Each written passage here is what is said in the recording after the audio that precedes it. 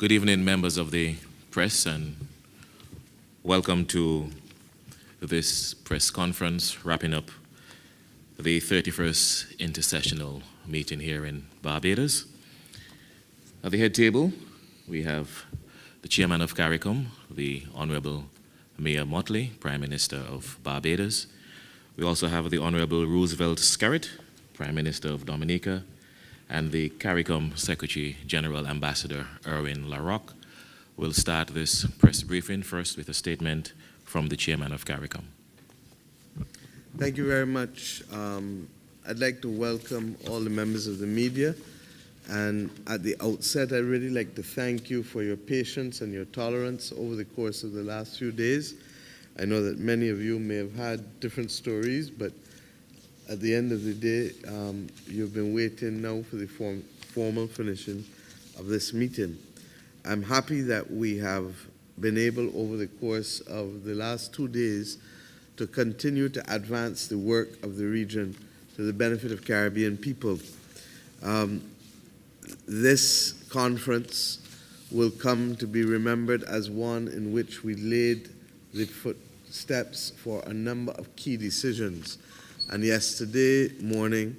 we would have started by reflecting that many of these decisions must have relevance to our people. And one of the most significant ones has been the work that we've started, that Prime Minister Mitchell has started with the settlement of roaming rates, a new regime for roaming within the community. The conference has agreed that Prime Minister Mitchell's technical committee will now meet with the telecommunications companies and that we will await the final implementation of the regime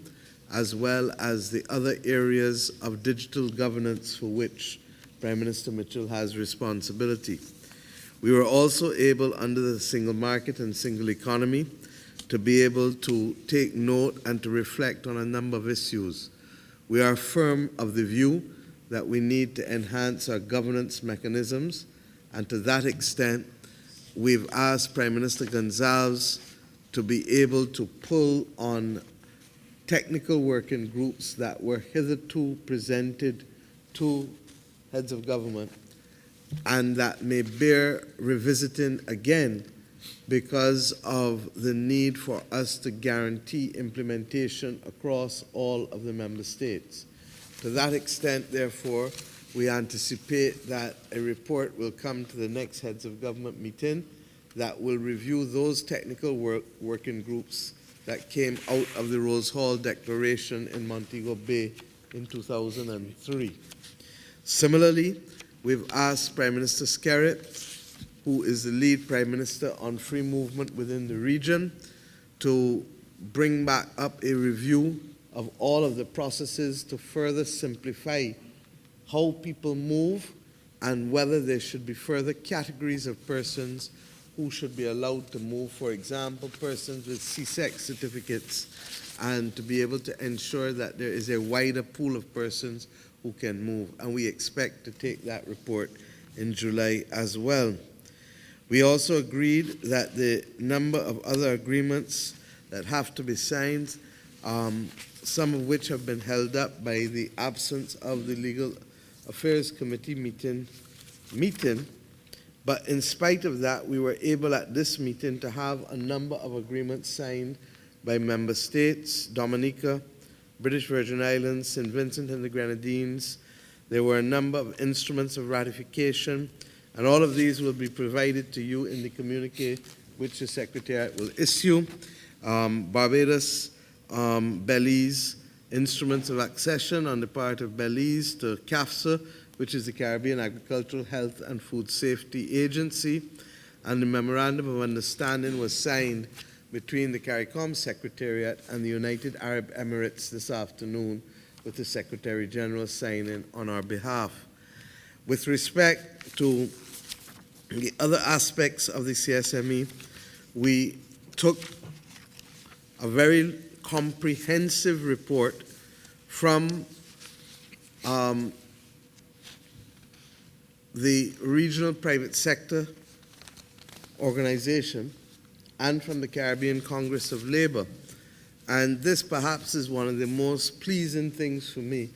because as you know, 1 year ago we decided for the first time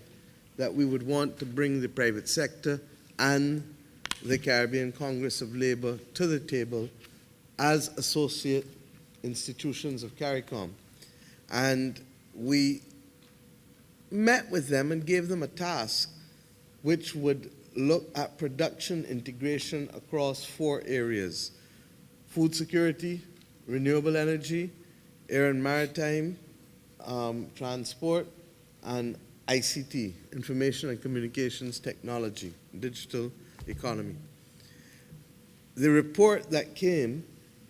sets out a pathway towards our being able to work towards substituting 25% of our food import bill, which at the current moment stands at about $5 billion US, that we would look to cut out 25% of that within the next 5 years. What was heartening is that they had a clear plan across livestock and crops, 7 key areas that would save the region $420 odd million US, but also would have the potential to be able to earn foreign exchange outside of the region.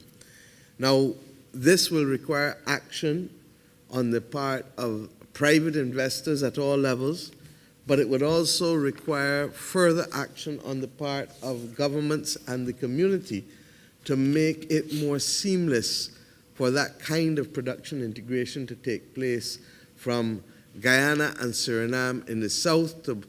Jamaica in the north, from Belize in the west to Barbados and the Eastern Caribbean islands in the east. And to that extent, we believe that if we can stay the course on these issues, that the people of the region, in the same way that we hope they will see credible benefits to their telecommunications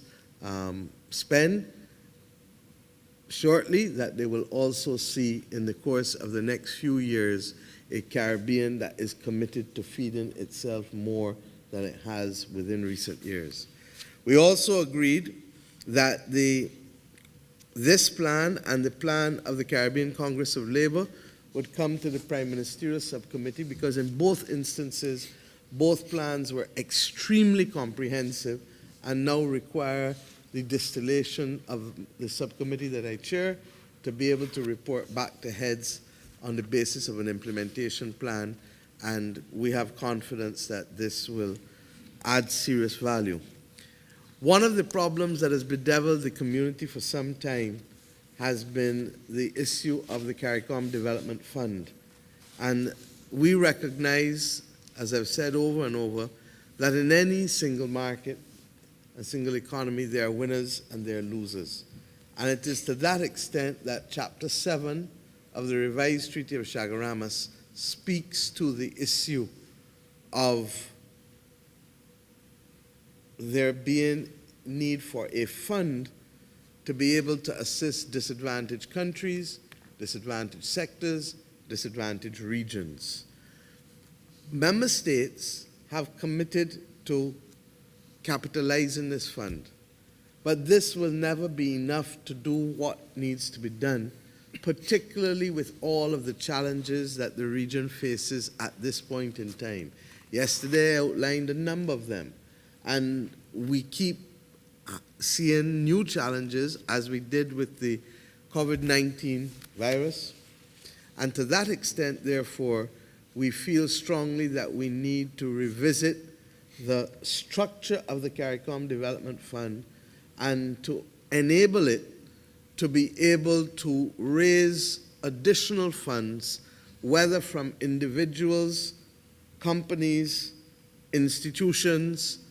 regional countries, and extra-regional countries. And why? Because this ultimately is what will drive the development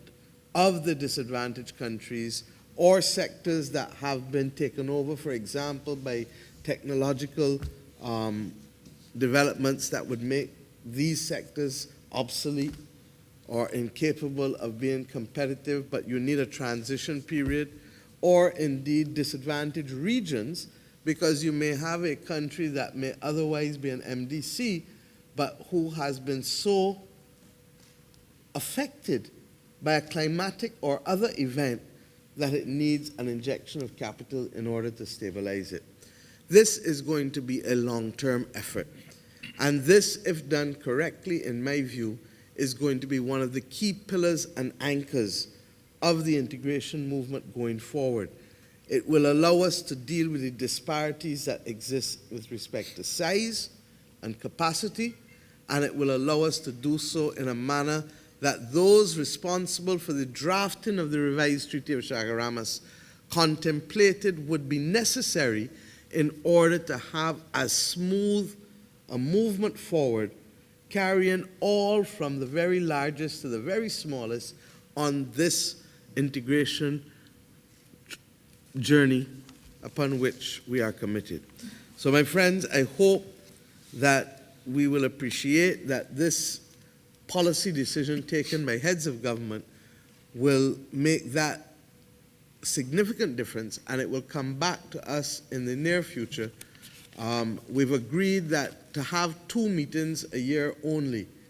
is not going to advance the work of the community. And perhaps that is one of the most significant results of this meeting, that we have accepted that we will try to meet at least once a month, even if we do the intervening meetings by means of the technology that connects us. Last year, we were able to use the technology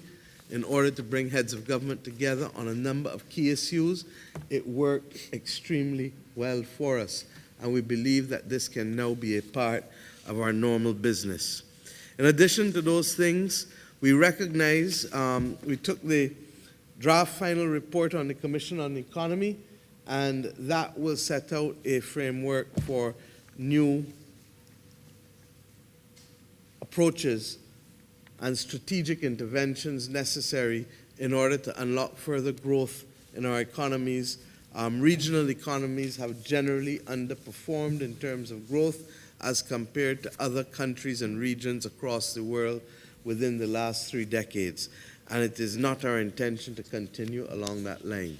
One of the other major decisions taken by this conference is a recognition that the issue of crime and violence and security is one that we can not believe is the responsibility simply of governments,